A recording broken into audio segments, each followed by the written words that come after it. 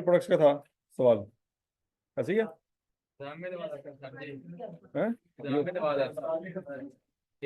Jamil traders. अच्छा जी, इस सवाल में बच्चों याद होगा आपको, पीरियोडिक मेथड में हम दो काम किया करते हैं। सबसे पहला काम क्या करते हैं? क्या की मौत। सबसे पहला काम क्या करते हैं? ओपनिंग। पीरियोडिक सिस्टम है, दिमाग से लाया क्या हो, पीरियोडिक सिस्टम है।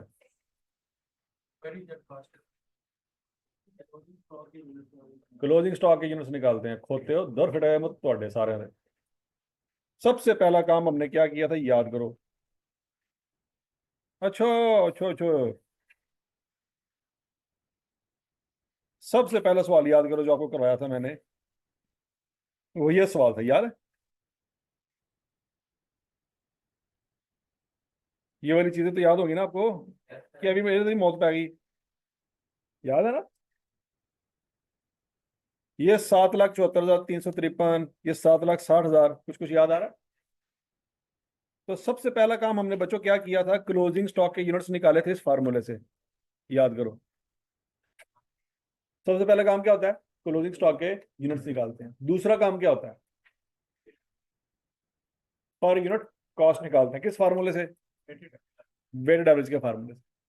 फिर क्या करते हैं, फिर उन दोनों को मल्टीप्लाई करते हैं। ये जो किया हुआ है वही याद नहीं आ रहा है। क्या ये कोई 5 साल पहले किया था?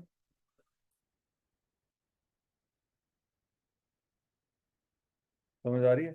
Short term memory loss. Paper कितना है? मार्च। मार्च है तकरीबन 3 या 4 साल बाद, तब तो कर लेंगे, कोई मसला नहीं। चलो, टोटल तो हम 3 पेपर में, तो भी तुम घर जाके पढ़ दे। हाँ, खींच लो फोटो, खींच लो, खींच लो फोटो।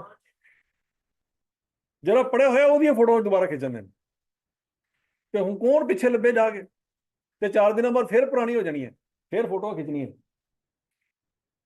मतलब अपने हालात नहीं बदलने, हरकत नहीं बदलनी है। मैक्सिमम क्या होगा, सर दोबारा दिखाएंगे, हम फोटो खींच लेंगे, 3 दिन बाद फिर फोटो खींच लेंगे, फिर आएगा तो फोटो खींचेगा। ठीक है जी।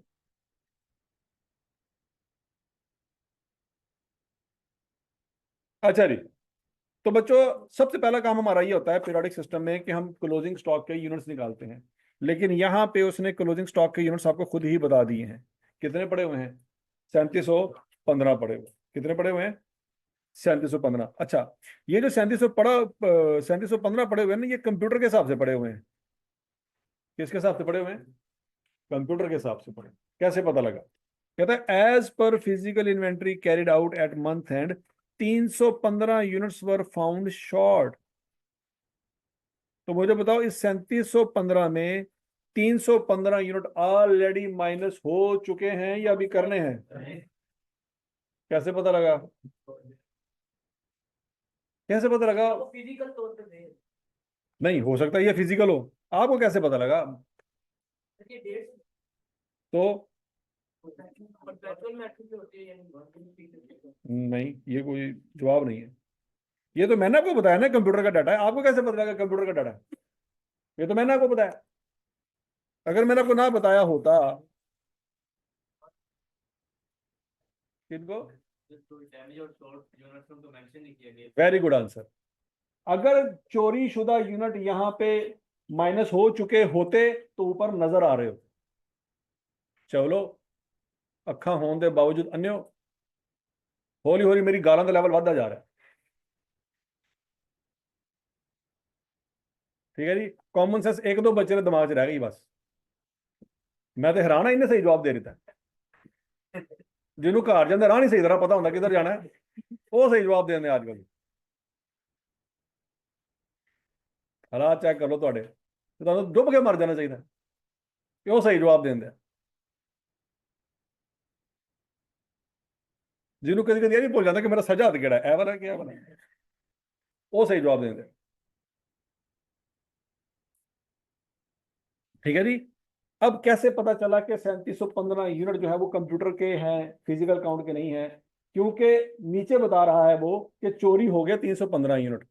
तो अगर ऊपर चोरी यूनिट नजर आ रहे होते तो हम समझ लेते कि 3715 फिजिकल काउंट के मुताबिक, 3715 में वो चोरी शुदा यूनिट नजर नहीं आ रहे। इसका मतलब ये है कि ये कौन सा यूनिट है फिर? ये कंप्यूटर बता रहा है हमें। हमें कौन बता रहा है? ये हमें कंप्यूटर बता रहा है, क्योंकि चोरी शुदा यूनिट हमें फिजिकल जाके पता चलेंगे, कंप्यूटर से पता नहीं चलेंगे। इसका मतलब है फिर गोदाम में एक्चुअल में कितने यूनिट पड़े हुए हैं? गोदाम में एक्चुअल में कितने यूनिट पड़े हुए हैं? 3400 यूनिट पड़े हुए। हमारा सबसे पहला काम होता है क्लोजिंग स्टॉक के यूनिट्स को फाइनल करना कि पड़े कितने हुए। क्या वो फाइनल हो गए कि नहीं हो गए? कॉस्ट पर यूनिट को बच्चों अब 3715 से मल्टीप्लाई करें कि 3400 से मल्टीप्लाई करें? अगर मैं 3715 से मल्टीप्लाई करूं तो आपको क्या तकलीफ है? अगर मैं कॉस्ट पर यूनिट निकालूं, जो कि अभी मैंने निकाली नहीं है, मैं निकाल लूं और उसको मैं मल्टीप्लाई करूं, 3715 से मल्टीप्लाई करूं तो आपको क्या मसला है?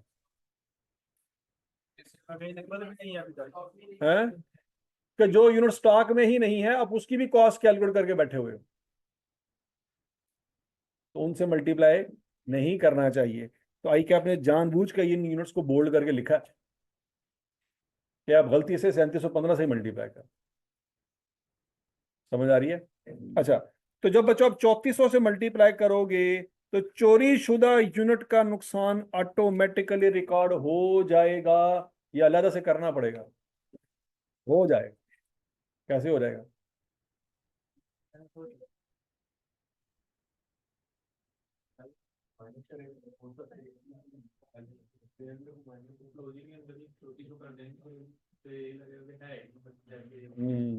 ठीक है जी। देखो आपके क्लोजिंग स्टॉक की वैल्यू कम आ जाएगी ना। 3715 से मल्टीप्लाई करते हैं, वो आंसर ज्यादा आना था। 3400 से मल्टीप्लाई कर आंसर, ये आंसर जब कम वहां से माइनस होगा, कहां से माइनस होगा? सेल में से। दौर फटे मुत तेरे थे। किस में से माइनस होगा? किस में से माइनस होगा?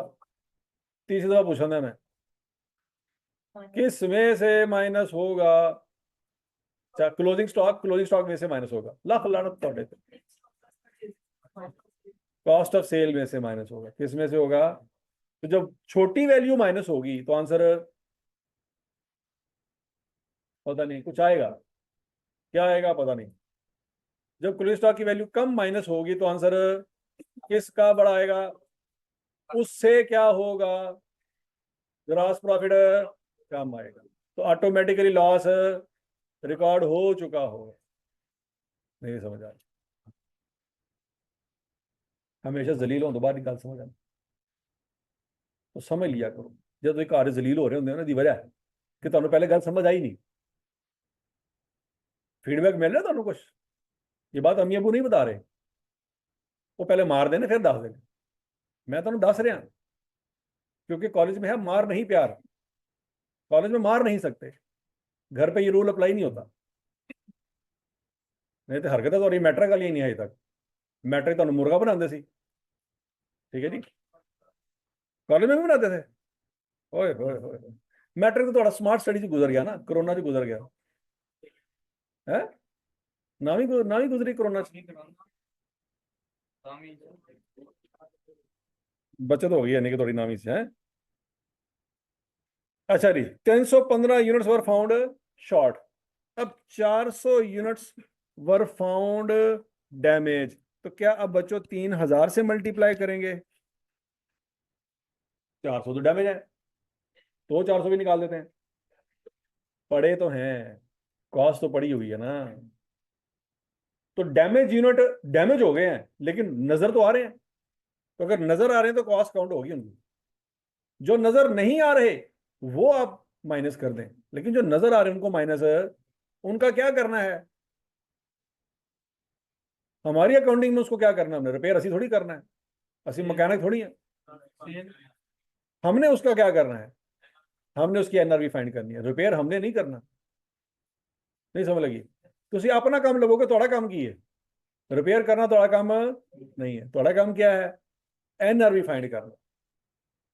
ठीक है जी। आप जाके देखेंगे कितने डैमेज पड़े हैं, 400, उनका साइड पे कर दे। 3000 बिल्कुल ठीक है जी, 3000 बिल्कुल ठीक है। इन्हों का रेट लाओ ए वाला, तो 400 यूनिट खराब ने, इन्हों का रेट लाओ ए वाला। टोटल वैल्यू की नहीं आती है, नहीं आती, चलो बैलेंस शीट ले लो, बस रिपेयर करना हमारा काम नहीं है। अब बोलो तो सही। अच्छा जी, अब वो कहता है कि 3,400 के करें दो टोटे। 3,400 कितने टोटे करें? दो टोटे, बल्कि तीन टोटे करें। कितने टोटे करें? एक 3,000 वाला टोटा, एक 300 वाला टोटा, और एक 100 वाला टोटा। ये पॉइंट समझ आ गया थी? अच्छा जी, कर लिया। वैसे 3,400 को मल्टीप्लाई करेंगे तो बच्चों क्या निकल आएगा? क्या निकल आएगा बच्चों? टोटल कॉस्ट निकल आएगी। क्या निकल आएगी? तो क्या ये वैल्यू बैलेंस शीट में लेके जाएंगे? ये नहीं लेके जाएंगे। हमने क्या लेके जाना है? एन लोअर ऑफ कॉस्ट और एनआरवी। तो वो उसी सूरत में है कि जब इस 3,400 के तीन टोटे करें। हजम शुद्ध? अच्छा जी, तो 3,000 है गुड, उसके साथ तो मल्टीप्लाई हो जाएगी कॉस्ट पर यूनिट। क्या मल्टीप्लाई हो जाएगी? Cost per unit. इस 300 के साथ क्या मल्टीप्लाई होगा? Out of damage 300 units can be sold for 140 per unit after being repaired at a cost of 20 per unit. हाँ जी, 300 से क्या मल्टीप्लाई करें? 120। ये 120 क्या बला है? ये एनआरवी। एनआरवी सबको समझ आ गई? एनआरवी का फार्मूला क्या है? Estimated selling price minus estimated cost of completion minus estimated selling cost. तो ये 20 रुपए क्या चीज है? कॉस्ट ऑफ कंप्लीशन है। नहीं, बात समझ। कॉस्ट ऑफ कंप्लीशन के अंदर हमने दो तीन कॉस्टें पढ़ी थी। कौन कौन सी? Painting cost, repair cost, packing cost. मतलब कुछ ऐसी चीजें हैं, बिल्कुल ठीक है, लेकिन अभी पैक हालत में नहीं है, तो उसको पैक करेंगे तो फिर बेचेंगे। मतलब आपको कहा जाए कि यार ये लेज आपको मिल रहे हैं फला रेडी से, खुले पड़े हुए, तोल के ले लो लेज, तो ले लोगे? नहीं। हो सकता है ले भी लें, लेकिन अच्छे बच्चे खुले पापड़ नहीं लेंगे। वो कहेंगे सुबह तो लेके शाम तो पता नहीं केड़ी केड़ी मक्खियां रहते बैठी होनी।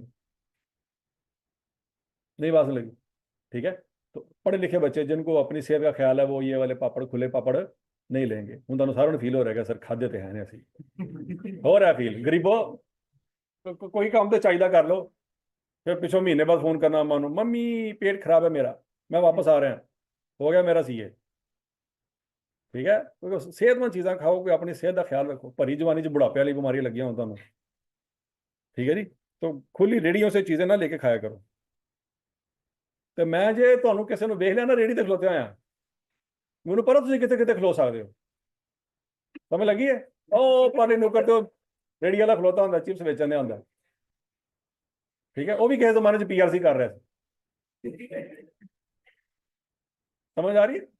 ਕਦੀ ਕਦੀ ਤੁਸੀਂ ਲੇਸ ਲਵੋਗੇ ਨਾ ਤੇ ਜਿਹੜੇ ਕਾਗਜ਼ ਰੱਖ ਕੇ ਦੇਖ ਨਾ, ਧਿਆਨ ਨਾਲ ਵੇਖ ਨਾ, ਥੱਲੇ ਕਿਉਮ ਦੇ ਫਾਰਮੂਲੇ ਲਿਖੇ ਹੋਣਗੇ। तो कोई एक आधा फार्मूला समझना है तो करो भी पूछ लिया करो कि यार ये तो दसी की करना है। ठीक है, तो दसेगा फिर। अच्छा जी, अब अगला क्या कह रहा है? Remaining damage unit have no, इसको किससे मल्टीप्लाई करेंगे? 0 से मल्टीप्लाई करेंगे। तो इन सबको मल्टीप्लाई करके जमा करेंगे तो बच्चों ये जो बला आएगी ये क्या होगी? ये एनआरवी होगी। दौर फिटे लोअर ऑफ कॉस्ट और एनआरवी लोअर होगी। क्यों? क्योंकि ये एनआरवी नहीं है, ये क्या है? ये कॉस्ट पर यूनिट है। इन सबको मल्टीप्लाई करके जमा करेंगे तो कॉस्ट भी नहीं आनी और एनआरवी भी नहीं आनी। क्या आनी है? लोअर ऑफ कॉस्ट और एनआरवी आनी, क्योंकि उनमें एक चीज कॉस्ट है। समझ लगी थी? तो बच्चों ये 300 यूनिट तो आपके निबड़ गए, निबड़ गए ना। 300 को किससे मल्टीप्लाई कर दें? 120 से। क्या आंसर आएगा? है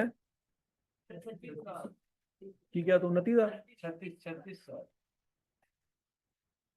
और ये क्या आएगा? 0। अब छापर आएगा 3,000 यूनिट का। इन 3,000 यूनिट को किससे मल्टीप्लाई करना है? कॉस्ट पर यूनिट से। कॉस्ट पर यूनिट की हमें वर्किंग करनी पड़ेगी।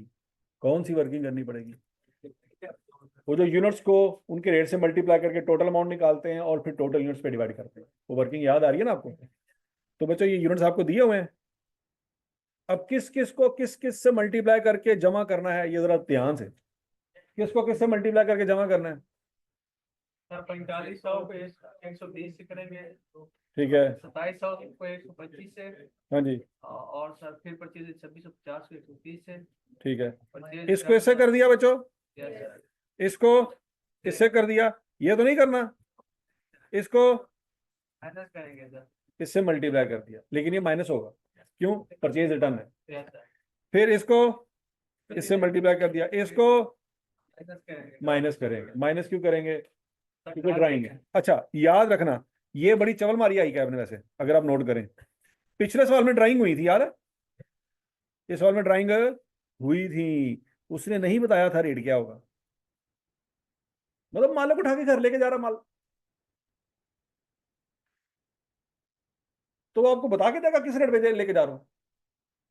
तो असूली तौर पे तो मालिक वो माल उठा के घर ले गया, उसको नहीं चाहिए कि वो रेट बताए कौन सा है, या उसको पता ही नहीं होना चाहिए। क्या मालिक को रेट पता होता है कि मैं कौन सा वाला माल उठा के घर लेके जा रहा हूं? जितनी बड़ी कंपनी होगी उतना मालिक के काम कम होंगे, क्यों? उतने कामों के लिए उसने बंदे रखे हुए हैं। तो क्या परचेजिंग मालिक खुद कर रहा होगा?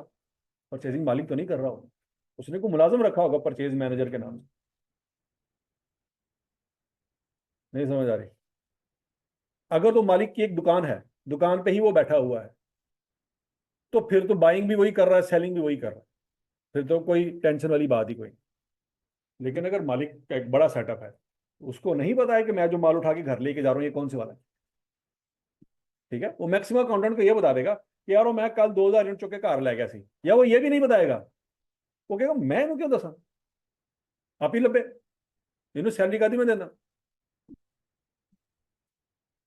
तो समझ आ रही कि नहीं आ रही?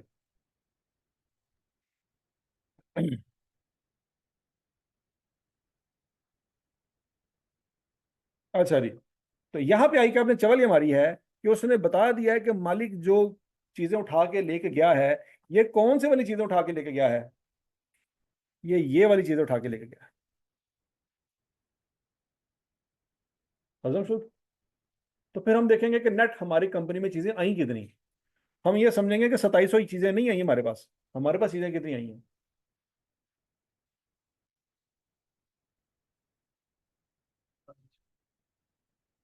2700 यूनिट हमारी कंपनी में नहीं आए। कितने आए हैं? 2500। या तो 2520 को मल्टीप्लाई कर दो 125 से, या नहीं 2800 2700 से करके बैठे हुए हो, तो फिर क्या करो, 180 माइनस करो। हजम शुद्ध।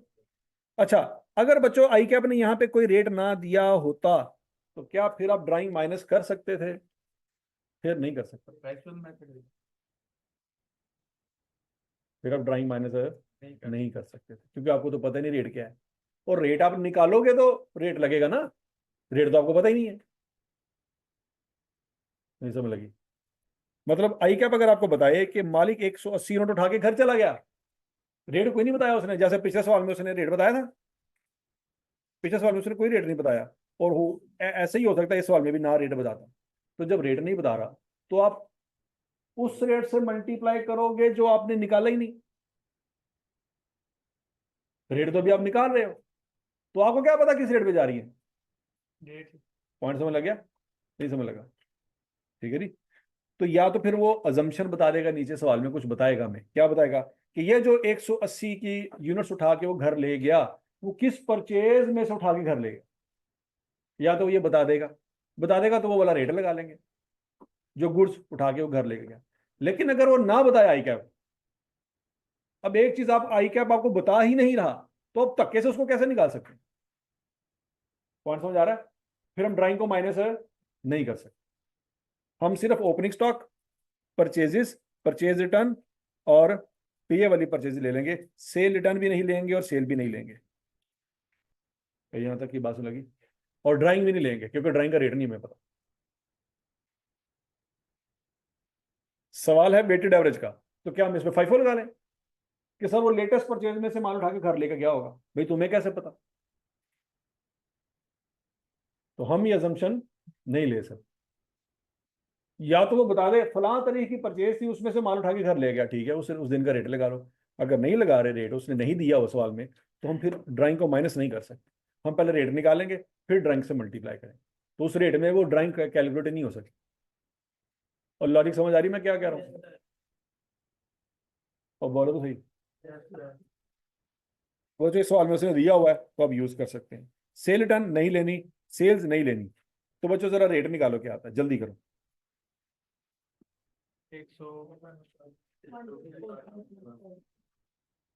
124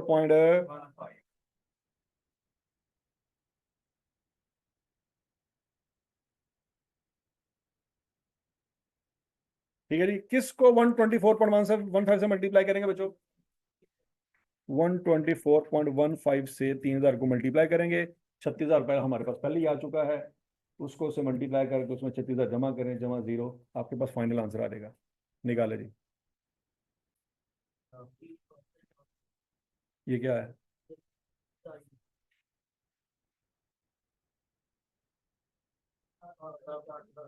4,08,450। बच्चों अगर कॉस्ट निकालनी हो, सवाल में क्या निकालनी हो, कॉस्ट निकालनी हो, तो 124.15 को मैं 3400 से मल्टीप्लाई करूंगा। किससे मल्टीप्लाई करूंगा? 3400 से मल्टीप्लाई करूंगा, ये मेरे पास आ जाएगी कॉस्ट। कॉस्ट निकालो।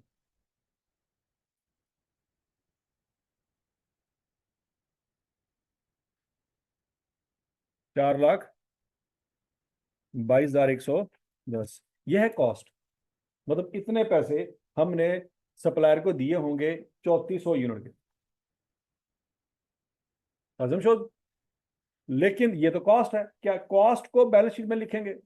नहीं। हमने किसको लिखना होता है?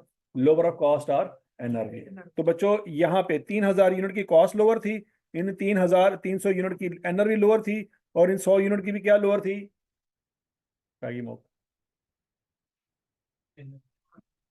एनआरवी लोअर, क्योंकि कॉस्ट 124 थी। तो हमने लोअर लोअर लोअर वैल्यू से मल्टीप्लाई किया। निकालने की जरूरत नहीं है, क्या लिखा हुआ यहाँ पे? उसने बताइए सवाल में।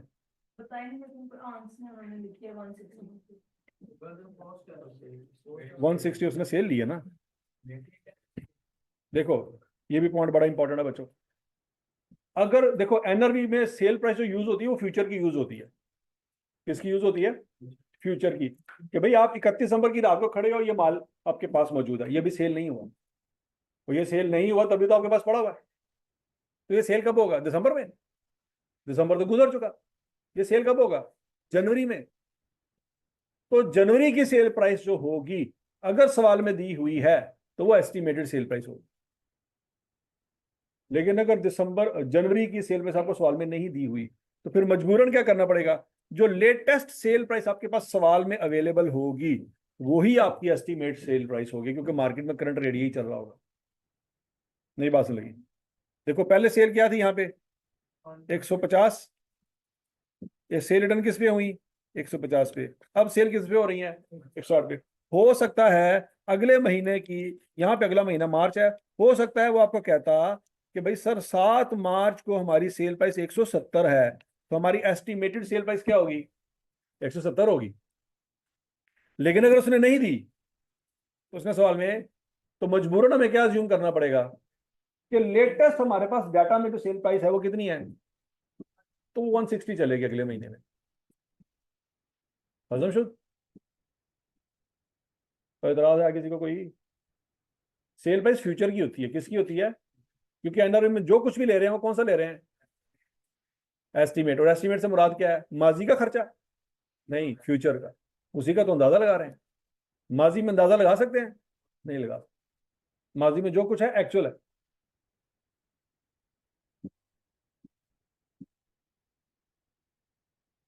हजम शुद्ध? हाँ जी, और कोई मसला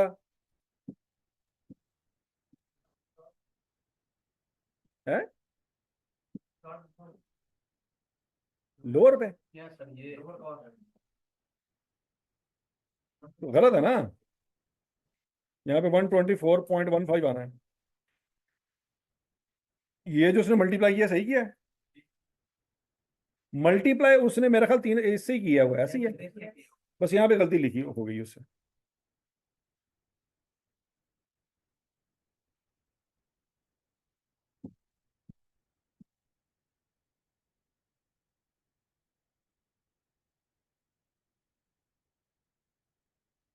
हजम शुद्ध। मौला बख्श।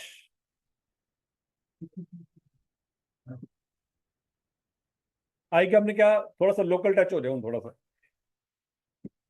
अच्छा जी बच्चों, अब इस सवाल में देखो, इस सवाल में शॉर्टेज भी है और इस सवाल में ड्राइंग भी है, लेकिन शॉर्टेज और ड्राइंग के यूनिट्स का रेट बताया उसने सवाल में? नहीं बताया, आपके ऊपर छोड़ दिया उसने।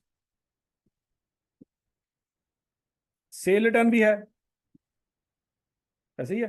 अब इस सवाल में परचेज रिटर्न नहीं है, सेल रिटर्न है। है 10 जनवरी को है सर। हाँ, परचेज रिटर्न है 10 जनवरी को। अच्छा, उसने आपको रेट नहीं दिया लेकिन तारीख बता दी।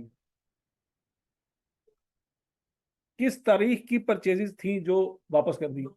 9 जनवरी की। तो 9 जनवरी की परचेजेस कौन सी हैं?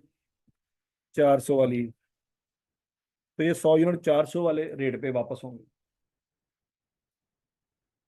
हजम शुद्ध।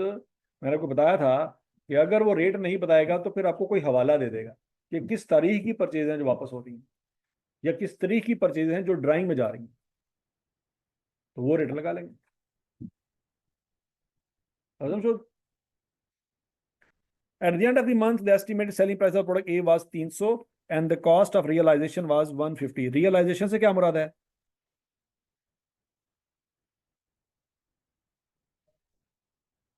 कॉस्ट ऑफ रियलाइजेशन, ये ना रही है, सेलिंग प्राइस है। कॉस्ट ऑफ रियलाइजेशन 150 क्या है? अंग्रेजी अंग्रेजी अंग्रेजी गोड़िया गिटाए जो बैठी है।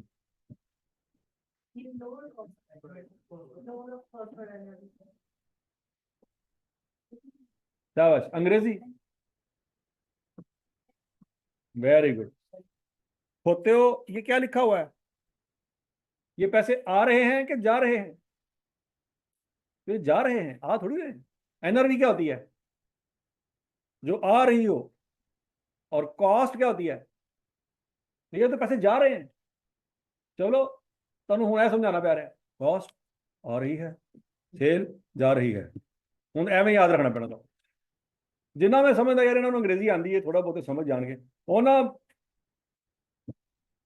बेड़ा गर्क तुम साबित कर रहे हो आप। कॉस्ट का मतलब क्या होता है उर्दू में? है खर्चा, लागत। ऐसी उर्दू बोलते ना, मैं भी सोची पैना यार की कहने लागत। ठीक है जी। तो कॉस्ट ऑफ रियलाइजेशन से क्या मुराद है? कि इसको बेचने पे जो खर्चा आएगा या पैसे आएंगे, ये खर्चा पड़ना है, जेब पल्ले से पैसे जाने हैं। तो एनआरवी वाले पैसे कौन से होते हैं? जो आने हो। तो ये एनआरवी नहीं है। अब एनआरवी कैसे निकालें? ये सेल प्राइस है और साथ लिखा भी हुआ है 300, और ये खर्चा है, माइनस करेंगे।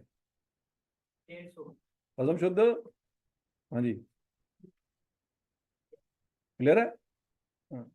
उनको चवल मारो कोई कदी, कोई बड़ा दिल से थोड़ा कर रहा है कि सर इसमें से माइनस कर आंसर क्या आ रहा है? 150। तो तुम क्या दे रही 150 एनआरवी है कि नहीं? कहीं ना कहीं से हम सच्चे साबित हो रहे हैं। 150 एनआरवी देख ले सर, 150 निकली। और चवलो अगर यहाँ पे 110 लिखा होता फिर तो बेड़ा गर्क हो जाना। तो समझ आ रही है? अब सवाल पढ़ते हैं बच्चों। Calculate the value of closing stock. क्या बच्चों उसने कॉस्ट ऑफ क्लोजिंग स्टॉक कहा है? क्या आई कैप को कॉस्ट के स्पेलिंग नहीं आते?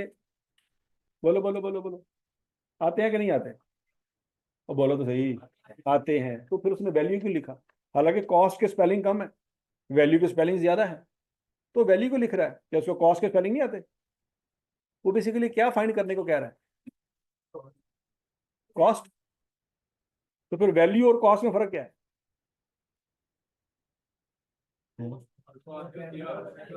ये तो हमने सोचा ही नहीं। वैल्यू और कॉस्ट में फर्क क्या है?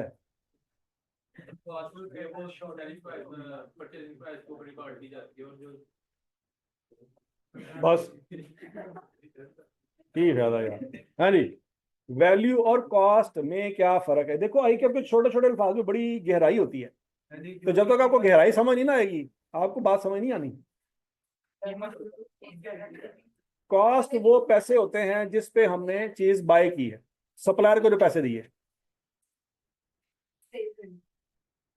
मतलब क्लोजिंग स्टॉक है उसकी जो वैल्यू है, अब हमने इस रेट पे इसको बेचना है। वैल्यू value वो देना before after reducing repair cost or acquisition cost. मैंने आपको वैल्यू का उर्दू में तर्जमा लिखवाया था, बल्कि अंग्रेजी में भी लिखवाया।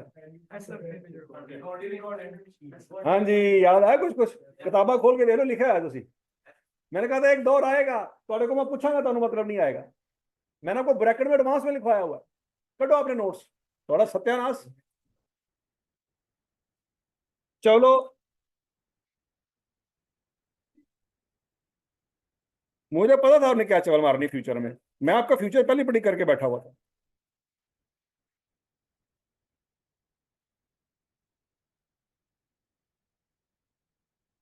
वैल्यूड का मैंने तर्जमा उसी वक्त लिखवा दिया था कि इसका मतलब क्या है। अच्छा, ये होता है। 2 दिन पहले ही फोटो खींचे सी, हम आज फिर फोटो खींचेंगे।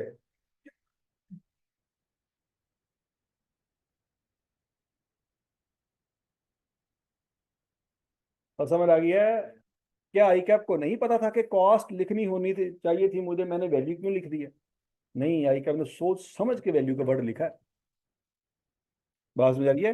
वो ये भी कह सकता था calculate the cost of closing stock. Grammatically क्या इस अंग्रेजी के जुमले में कोई मसला था? कोई मसला नहीं होना था। Calculate the cost of closing stock लिखा होता आई कैप ने, कोई टेंशन वाली बात नहीं हुई थी। उसने जानबूझ के कॉस्ट की जगह क्या लिखा वर्ड? वैल्यू, ताकि मैं देख सकूं बच्चों को समझ भी आती है मेरी बात कि नहीं आती।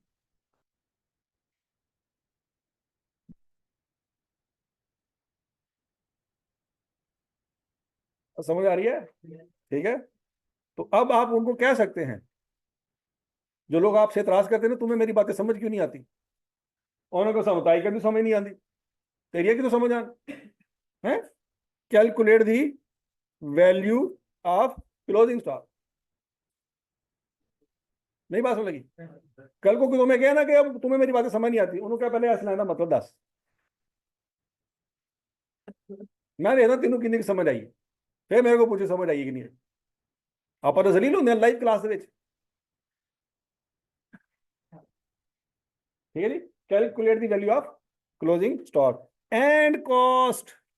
चेक करो, मतलब समझ रहे हो बात को? ऐसा नहीं है कि आई के आपको स्पेलिंग नहीं आते थे कॉस्ट के, साथ ही उसने कॉस्ट लिखी है। कॉस्ट ऑफ सेल अंडर, अब यहां पे देखो उसने क्या वर्ड यूज किया है, पीछे क्या कह रहा था, यहां पे क्या कह रहा है। तो आई कैप के सिस्टम में थोड़ा सा लोचा है, लेकिन हमने उसको समझना है। समझ आ रही है? जब वो मेथड कहेगा तो हमें पता है कि ये सिस्टम की बात ही कर रहा है। परपेचुअल मेथड कह दे तो क्या हम आई कैप को कुछ कह सकते हैं? नहीं कह सकते। हमारे मुताबिक वो परपेचुअल सिस्टम की ही बात कर। हजम शुद्ध and FIFO, using FIFO and weighted average method. होना चाहिए सवाल के नहीं होना चाहिए? दोनों पड़े हुए परपेचुअल सिस्टम है ना। अच्छा सुनो बच्चों, क्या उसने कहा है कि स्टॉक कार्ड बनाओ? उसने नहीं कहा। तो फाइफो का जुगाड़ आपके पास है, फाइफो में कार्ड बनाने की जरूरत नहीं है। किसकी जरूरत है? खोते हो। फाइफो में किसकी जरूरत है? फाइफो में किसकी जरूरत है? फाइफो मेथड में आंसर निकालने के लिए किसकी जरूरत है? अकल की। खोते हो, अकल की जरूरत है। दूर खड़े मुंह सर, और जेरी शायद सब तो ज्यादा जरूरत ही नहीं याद आ रही। हालात चेक कर रहे इसको, सेल्स की जरूरत होगी। क्या बात।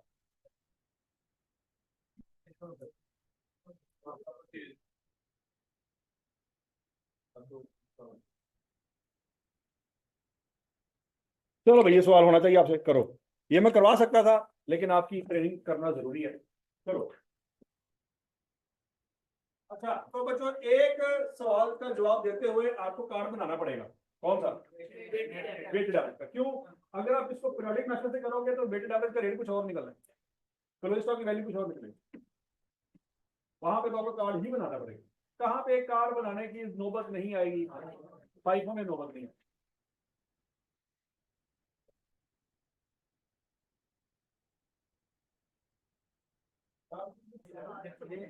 ऐड होगा इसको ऐड करके ये जो टोटल बने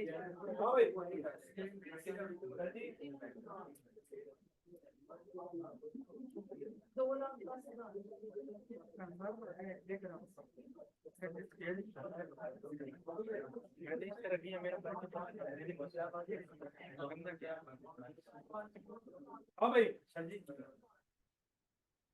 और कुछ कुछ हो गया कि बेड़ा गर्क हो गया। अच्छा जी, एग्जाम्पल नंबर कौन सी है बच्चों? 13।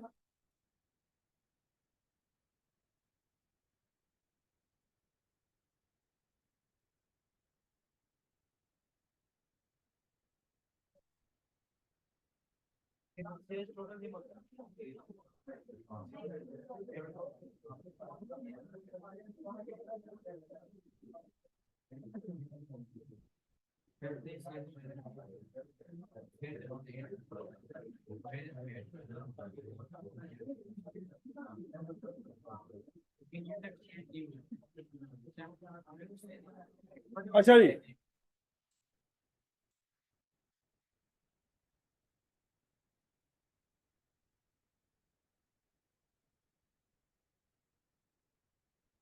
एग्जाम्पल नंबर कौन सी है बच्चों? है 13।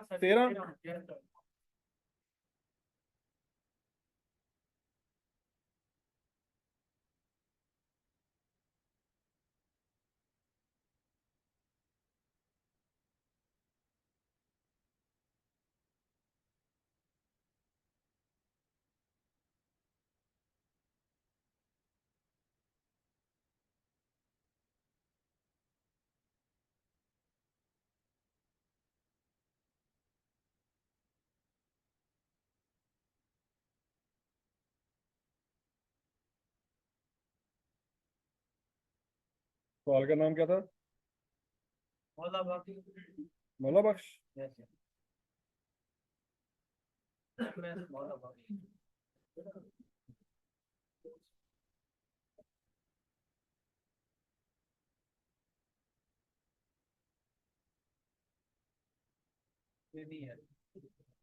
ये नहीं है।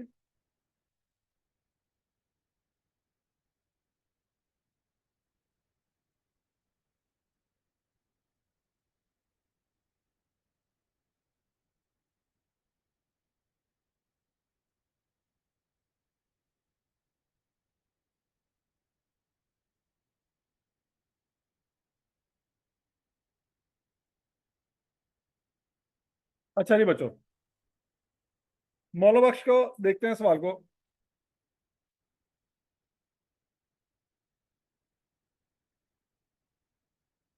हमारे पास इस वक्त गोदाम में फिजिकली कितने यूनिट पड़े हुए हैं? 565 पड़े हुए हैं, ऐसी है। फाइफो की बात कर लें पहले के वेटेड एवरेज की बात कर लें? वेटेड एवरेज की बात। हौसला हौसला, एक मिनट एक मिनट। ओपनिंग यूनिट आपके पास कितने हैं जी? 40 इंटू 400 इज इक्वल टू 16। ये क्लियर है सबको? फिर 100 यूनिट लिए किस रेट पे? अमाउंट कितनी बन गई? तो टोटल अमाउंट कितनी हो जाएगी बच्चों? 140 यूनिट हो जाएंगे और 66,000 अमाउंट हो जाएगी। तो ये रेट निकल आएगा। फिर कितने यूनिट इशू किए? 3 जनवरी को 50 यूनिट इशू किए और 4 जनवरी को 10 यूनिट इशू किए। तो जब 50 इशू किए, पीछे कितने रह गए? फिर 10 इशू किए, पीछे कितने रह गए? इशू करते वक्त रेट चेंज नहीं होता, याद है? इशू करते वक्त रेट चेंज नहीं होता। फिर माल आया, कितना आया? 200 यूनिट। किस रेट पे? 300 पे। टोटल अमाउंट कितनी होगी? पीछे कितने यूनिट पड़े हुए थे, उसमें 200 जमा हो गए, कितने हो गए? पीछे अमाउंट कितनी थी? 37,000, उसमें कितने जमा हो गए? 60,000। टोटल अमाउंट कितनी होगी? 97,720। यहाँ तक एग्री? तो बच्चों ये वाला रेट निकल आएगा, सबका रेट निकल आया था। अच्छा जी, उसके बाद फिर 300 यूनिट और आए 700 के रेट पे। अमाउंट कितनी बनती है? 210। तो बच्चों 280 में 300 जमा हुए 580, और 97,000 में 2,10,000 जमा हुआ 3,07,000 हो गया। तो बच्चों ये रेट निकला है सबका 531। फिर उसके बाद 200 यूनिट बेचे किस रेट पे 531 के हिसाब से, ये अमाउंट निकल गई। 580 में से कितने रह गए 380 रह गए, ठीक है।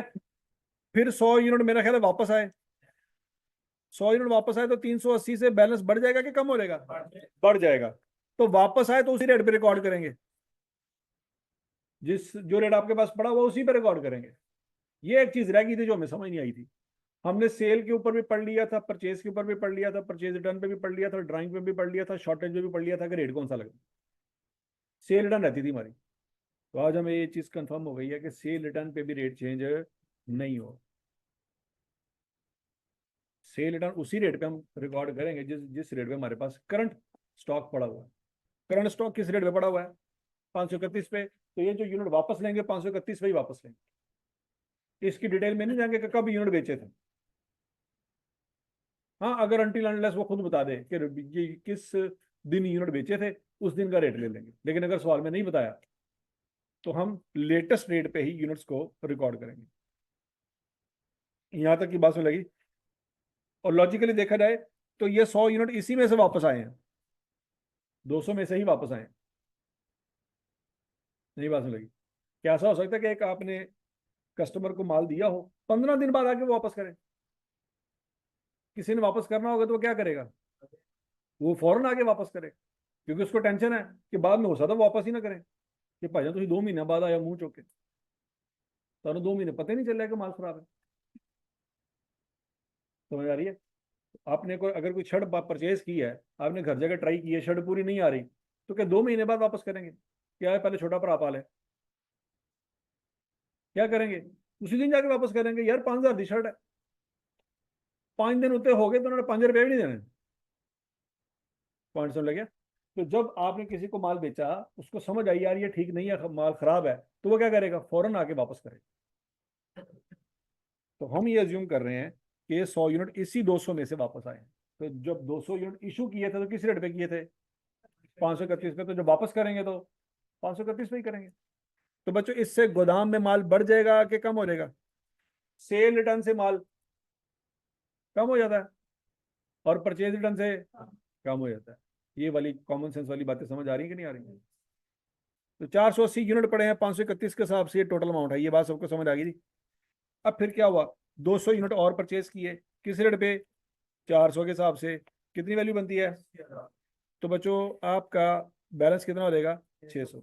अच्छा, किसी बच्चे ने अगर ये 100 यूनिट, लॉजिकली बच्चों यहीं पे रिकॉर्ड होने चाहिए थे, क्योंकि सेल रिटर्न उधर ही रिकॉर्ड होगी जहां पे सेल रिकॉर्ड हुई है, परचेज रिटर्न उधर ही रिकॉर्ड होगी जहां पे परचेज रिकॉर्ड हुई है।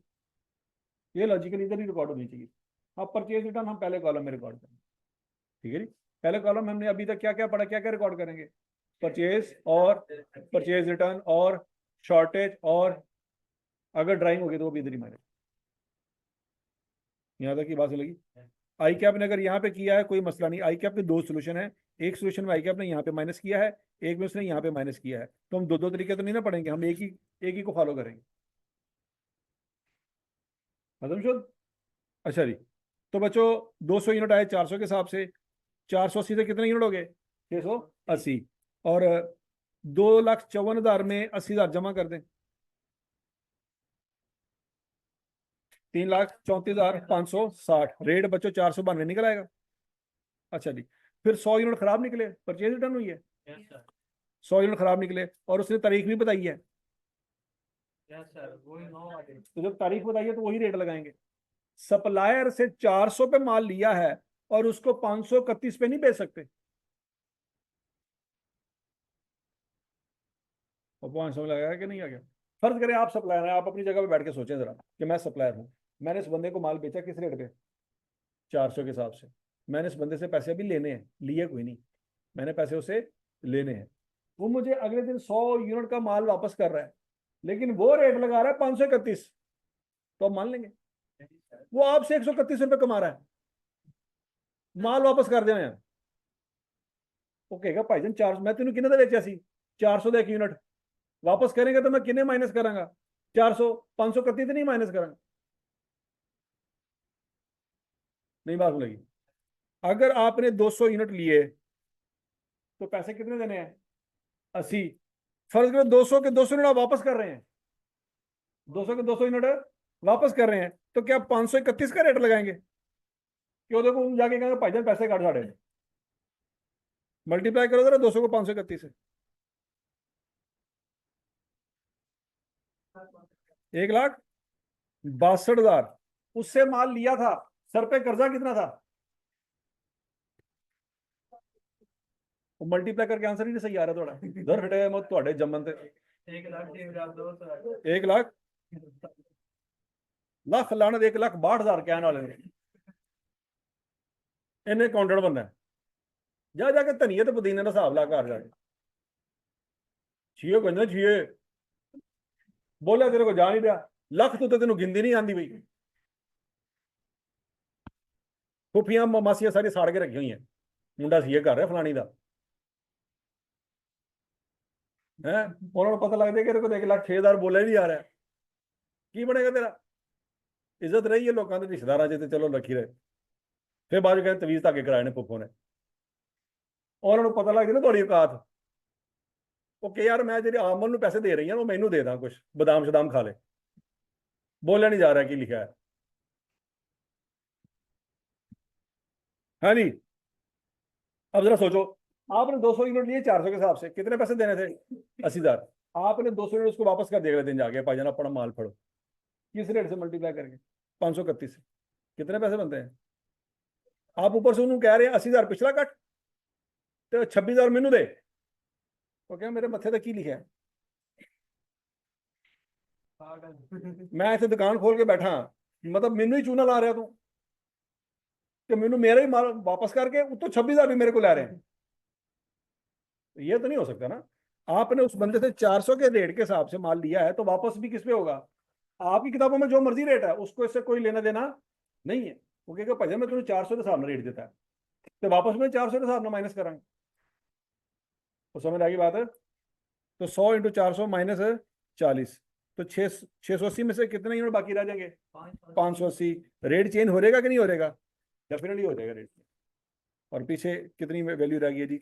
2,94,660। अब 10 यूनिट को क्या हुआ? शॉर्टेज हुई है, तो बच्चों 10 यूनिट यहाँ पे लिखेंगे लेकिन माइनस में लिखेंगे। किस में लिखेंगे? माइनस में लिखेंगे। अच्छा जी, किस रेट पे शॉर्टेज रिकॉर्ड करेंगे?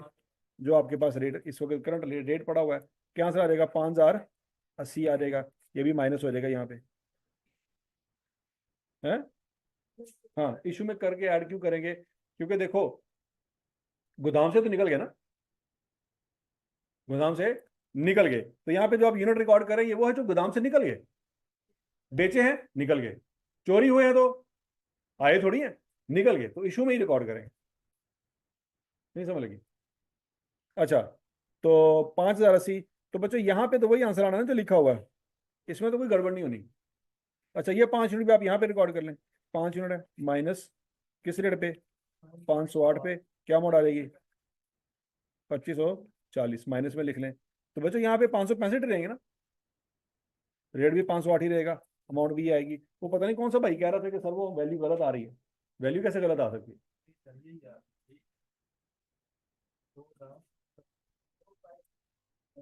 565 इंटू 508 इज इक्वल टू 2,87,020। यहाँ तक की बात क्लियर है जी? अच्छा, ये क्या बला निकली है? ये कॉस्ट निकली है। क्या हमें कॉस्ट चाहिए? नहीं, आई कैप ने सवाल में हमें नहीं कहा कॉस्ट चाहिए। ये इसके ऊपर जो आप इतना जलील हुए हैं इसको याद रखना, उसने कॉस्ट नहीं मांगी। तो कोई ये ना खुश हो, लो जी मेरा आंसर निकला है, मैं तो समझ लगा मेरा सवाल हो गया पूरा। क्या सवाल पूरा हो गया? नहीं हुआ। ये कॉस्ट निकाल लिया आपने, उसने कॉस्ट मांगी नहीं। उसने क्या मांगी है? वैल्यू। क्या मांगी है? वैल्यू। तो बच्चों आपके पास 565 यूनिट है। कितने यूनिट है? उसकी सेल प्राइस क्या है? 300। और एस्टिमेटेड कंप्लीशन कॉस्ट कितनी है? 150। या selling cost, estimated selling cost कितनी है? 150। तो बच्चों एनआरवी क्या आ जाएगी?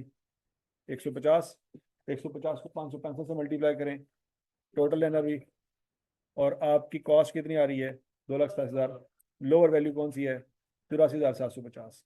तो बच्चों 84,750 वाली वैल्यू बैलेंस शीट में जाएगी। क्या ये बात सबको समझ आ गई? नहीं समझ आई? हमारा हर एक यूनिट 508 का था, लेकिन मसला ये है कि एनआरवी 150 की है, तो लोअर वैल्यू तो ये है ना फिर।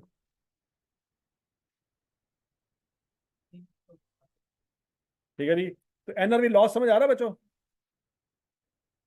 एनआरवी लॉस कैसे निकला कि कॉस्ट से कितना नीचे गिर गए, जितना नीचे गिरे हैं वो लॉस। हजम शुद्ध बोलो तो सही। बेटा सबको समझ आ गया जी? इसमें कोई गड़बड़? अब आते हैं फाइफो की तरफ। फाइफो में अब आपको देखो, वेटेड एवरेज का सवाल करके पता लग गया कि गोदाम में 565 यूनिट पड़े हुए हैं। कितने यूनिट पड़े हुए हैं? 565। अब हमने देखना ये है कि कौन कौन से रेट पे पड़े हुए हैं। सवाल देखते हैं बच्चों, कितने यूनिट पड़े हुए हैं बच्चों इस 565 में से? लेटेस्ट परचेज देखो कौन सी है।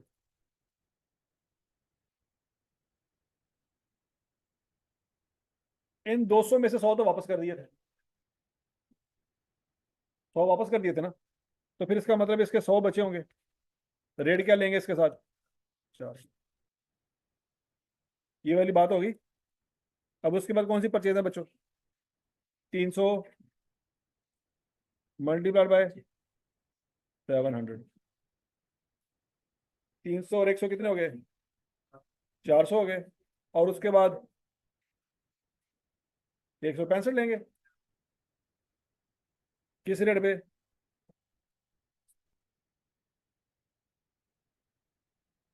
300 पे। करो जरा आंसर निकालो।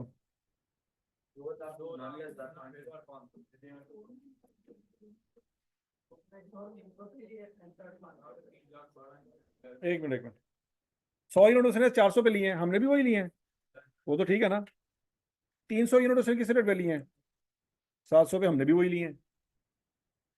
फिर 100 उसने 300 पे क्यों लिए हैं?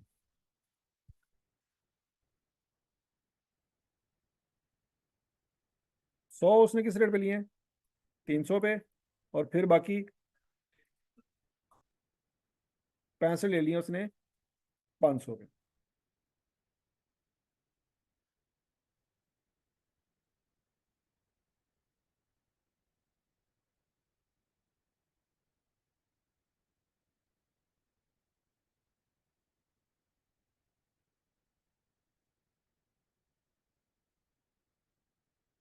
एक मिनट, एक मिनट। आपके पास कितने में पड़े थे? 40। 100 और आ गया, कितना हो गया? 60 सेल हो गए, कितने रह गए? 90 रह गए। क्या सी रह गए? 140 पड़े हुए हैं, 60 निकल गए, पीछे कितने रह गए? ठीक हो गया जी। 200 और आ गए, फिर 300 और आ गए, 580। सेल हुए कितने? 380। फिर ये 100 ऐड हो गया, फिर 200 और ऐड हो गया, फिर 100 माइनस हो गया, फिर 10 निकले, फिर 5 निकले।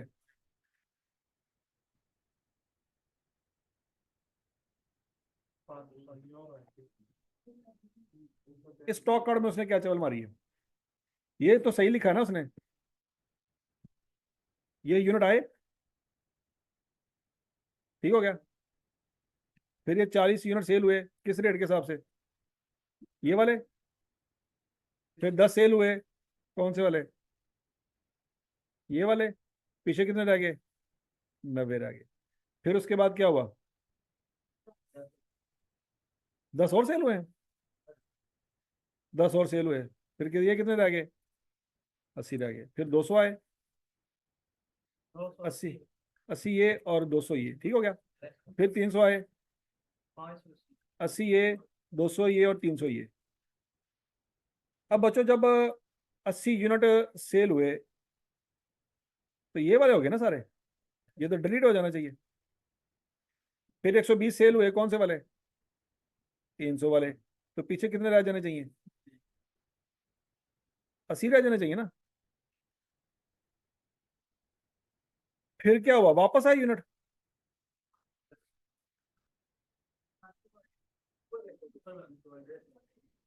क्या क्या क्या क्या? तो यार ये देखो ना, मेरी बात सुनो, ये 80 इस 80 से कैंसिल हो गए, बाकी 120 तो यहां से निकले होंगे ना।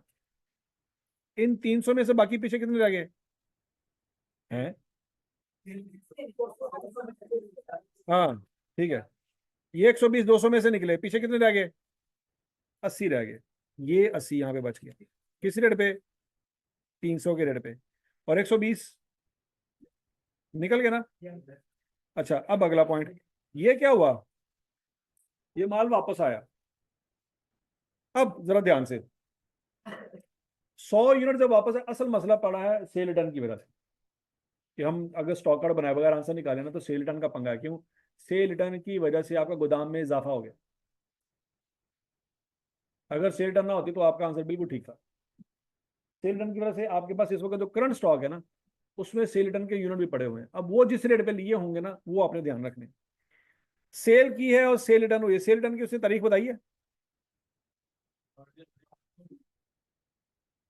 First in first out. तो फिर जो आए होंगे, इसने जो रिकॉर्ड किए हैं वो पहले वाले रिकॉर्ड कर लिए, ऐसे ही है। इसने 80 यूनिट कौन से वाले रिकॉर्ड कर लिए हैं? कौन से वाले?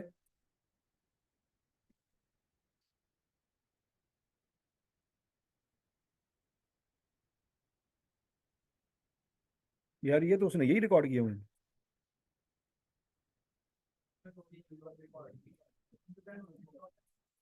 देखो देखो देखो देखो, हाँ, तो उसने सही रिकॉर्ड किया है।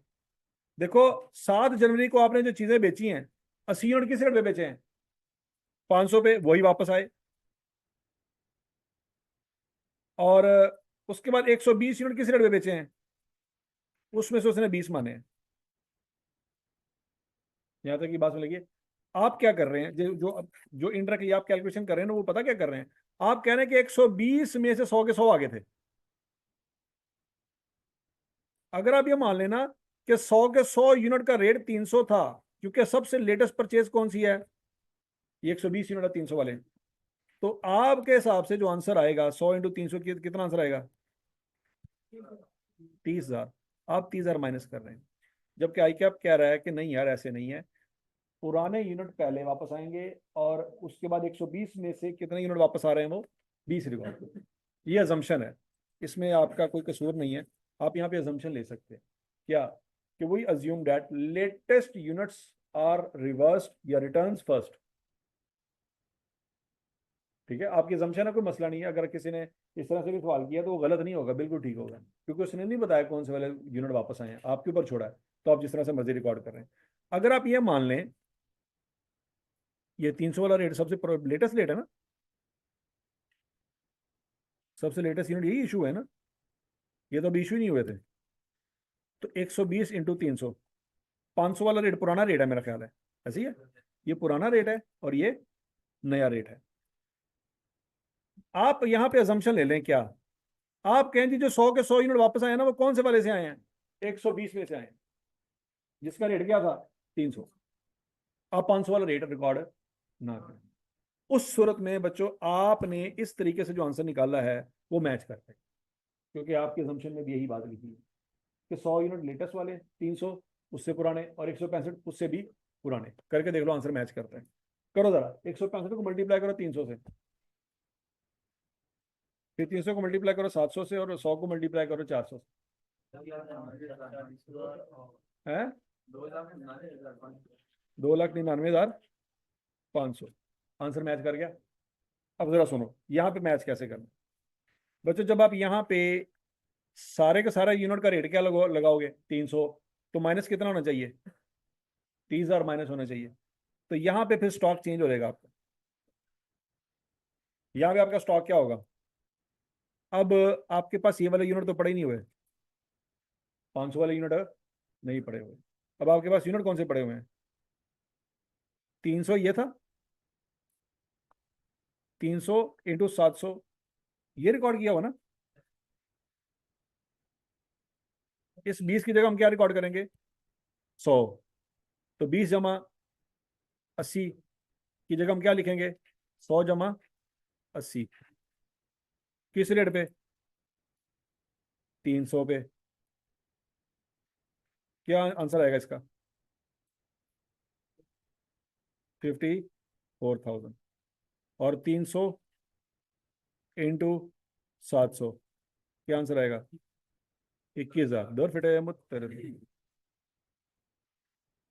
मैं तुम क्या ही बोल, ये बंदा करे इसका होता। अब भी बिस्तोना चाहते ने, मैं तेन मिस कॉल की थी, तू बोल।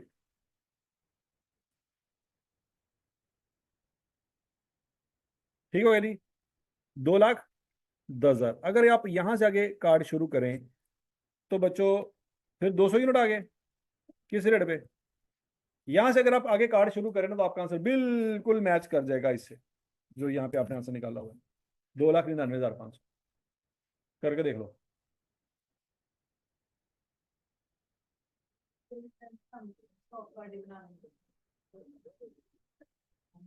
नहीं नहीं, अगर आपकी assumption है कि जो लेटेस्ट सेल थी वही वापस आई होंगी, तो आपका ये आंसर बिल्कुल सही है।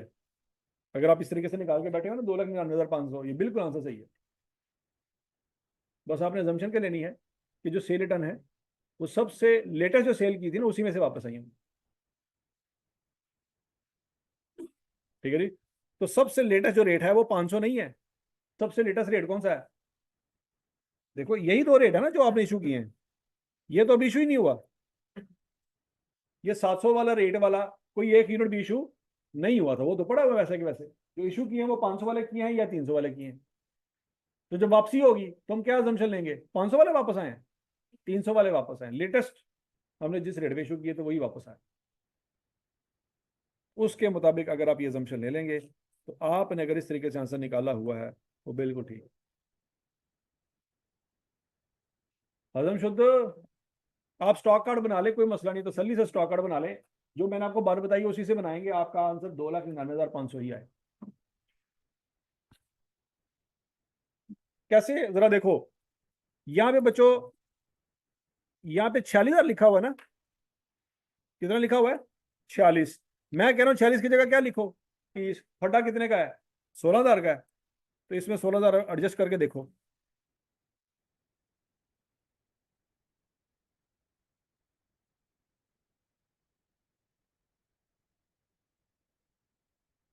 सोलह हजार माइनस करो इसमें से,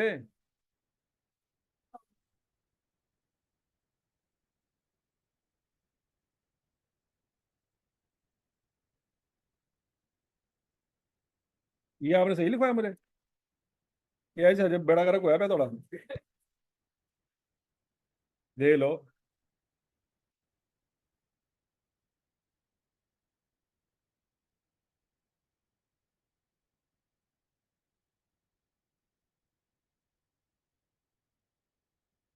दो 500।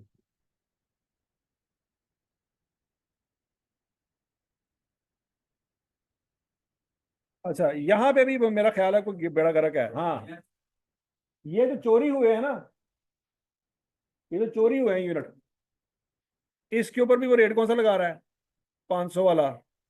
तो हमने ये रेट नहीं लगा, क्योंकि ये वाला यूनिट तो हमारे साथ इशू हो चुके हैं। इसकी वजह से भी थोड़ा बहुत फर्क आएगा। बहरहाल खैर है, आप इस स्टॉक आउट को बनाओगे बच्चों, आपका आंसर 2,99,000 ही आएगा, 2,99,500 ही आएगा। घर जाके ट्राई कर लेना सवाल, ठीक है, आ जाएगा आंसर, कोई मसला ही नहीं। बहरहाल क्या आंसर आ जाएगा बच्चों, 2,99,500। ठीक हो गया।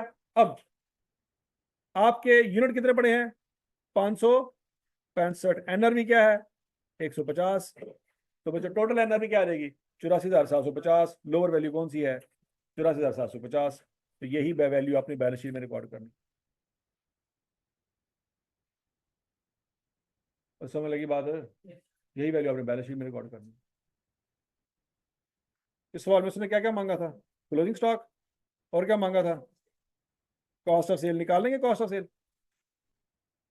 ओपनिंग स्टॉक आपके पास है, मैंने आपको वैसे बताया हुआ है। परपेचुअल सिस्टम में बच्चों, परपेचुअल सिस्टम में जो इशू वाला कॉलम होता है उसका टोटली क्या होता है, कॉस्ट ऑफ सेल होता है। तो आप अगर स्टॉक कार्ड बना के बैठे हुए हैं तो आपका जो इशू का कॉलम होगा वही आपका क्या होगा, कॉस्ट ऑफ सेल होगा। ठीक हो गया। या दूसरा तरीका भी आपके पास है, ओपनिंग स्टॉक आपके पास है, परचेज वाला कॉलम का टोटल भी है, और उसमें से क्लोजिंग स्टॉक का कॉलम भी, आप बैलेंस भी आपके पास है। Opening stock plus purchases minus closing stock करेंगे तो क्या निकल आएगा, कॉस्ट। हाँ नहीं नहीं, जब आप यहाँ पे परचेज का कॉलम का टोटल करेंगे, परचेज रिटर्न तो माइनस हो चुकी है, परचेज रिटर्न उसमें से माइनस हो चुकी है, ड्राइंग उसमें से माइनस हो चुकी है, दोबारा से करने की जरूरत नहीं। ठीक हो गया। तो हजम शुद्ध जो है बस। हट। हाँ जी, और थोड़ी सी थ्योरी है बस, और कुछ नहीं है। और सुन लो, सुन लो।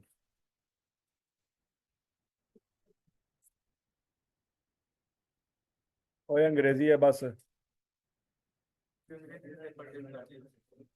अच्छा जी, अब बच्चों अगला पॉइंट है कि 2024 जब साल खत्म हुआ था, 31 दिसंबर की रात को इन्वेंट्री को आपने कहाँ लिखा था, बैलेंस शीट में लिखा था। ये एसेट मान रहे थे कि एक्सपेंस मान रहे थे, एसेट मान रहे थे। तो 2025 में क्या होगा, ये इन्वेंट्री सेल हो जाएगी। ये इन्वेंट्री, तो जब इन्वेंट्री सेल हो जाएगी तो बैलेंस शीट में नजर आएगी, बैलेंस शीट में तो नजर नहीं आएगी, तो फिर कहाँ नजर आएगी, बैलेंस शीट में से तो डिलीट मार दी। अब इसको लिखेंगे कहाँ पे, इनकम के तौर पे, एक्सपेंस के तौर पे लिखेंगे। कॉस्ट ऑफ सेल बेसिकली क्या है हमारा, एसेट है, इनकम है, लाइबिलिटी है, कैपिटल है। कॉस्ट ऑफ सेल क्या है, एक्सपेंस है हमारा। क्या है, जो इन्वेंट्री 2024 की रात को आपकी बैलेंस शीट में थी एसेट के तौर पे, वो इन्वेंट्री 2025 में एसेट के तौर पे नजर नहीं आएगी। कहाँ चली जाएगी वो, एक्सपेंस में चली जाएगी। उस एक्सपेंस का नाम क्या है, बोलो बोलो बोलो, मुंह मुंह फुटने से जरा प्रैक्टिस हो जाती है मुंह की।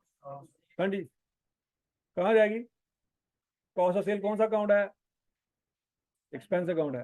प्रॉफिट लॉस में सिर्फ दो ही अकाउंट जाते हैं, कौन कौन से, एक इनकम जाता है, दूसरा तो कॉस्ट ऑफ सेल फिर क्या है, अगर इनकम नहीं है तो फिर क्या होगा, एक्सपेंस होगा। लाइबिलिटी तो नहीं ना हो सकता, एसेट भी नहीं हो सकता, और कैपिटल तो बिल्कुल भी नहीं हो सकता। समझ लगी। तो भी यही बात कर रहा है कि जो इन्वेंट्री 2024 में आपके पास बैलेंस शीट में है, 2025 में उसके साथ क्या सलूक करोगे। वो कहता है रिकॉग्निशन एज एन एक्सपेंस, उसको 2025 में एक्सपेंस मान लेंगे। क्या मान लेंगे, क्यों मान लेंगे, एक्सपेंस की डेफिनेशन पढ़ो क्या है, ऐसी चीज जिसका फायदा उठा चुके हैं वो क्या बन जाती है। तो जब ये इन्वेंट्री बेच दी, पैसे ले लिए, तो फायदा ले चुके सनम, तो फिर वो क्या बन जाएगा, एक्सपेंस। तो ये इन्वेंट्री अब हमारा एसेट नहीं रहा, ये क्या बन गया, एक्सपेंस हो। ठीक है जी। तो यही वो बात कर रहा है कि इन्वेंट्री एसेट है, इसको एक्सपेंस कब बनाओगे। हम कहेंगे 2024 में तो ये एसेट है, लेकिन 2025 में ये क्या बन जाएगा, एक्सपेंस बन जाएगा। किस किस सूरत में एक्सपेंस बन जाएगा, हम कहेंगे जब उसको बेच देंगे। पहली बात क्या लिखी हुई है, व्हेन इट इज सोल्ड। दिमाग में आ गया सर, जब सेल करते तब तो इनकम होती है, वो बिल्कुल इनकम होती है, वो सेल प्राइस पे होती है। ये कॉस्ट प्राइस की बात हो रही, आपकी जो इनकम होती है वो क्या चीज होती है, वो सेल प्राइस होती है। ये हम किसकी बात कर रहे हैं, कॉस्ट प्राइस की बात कर रहे हैं।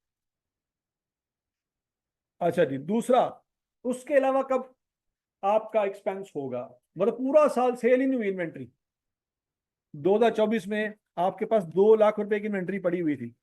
कितने की पड़ी हुई थी, 2 लाख रुपए एसेट था आपके पास। क्या था, तो ये एसेट 2025 में गायब हो जाएगा। किस किस सिचुएशन में, नंबर वन, बेच दिया तो भी तो गायब हो जाएगा ना। Number two, write down and losses.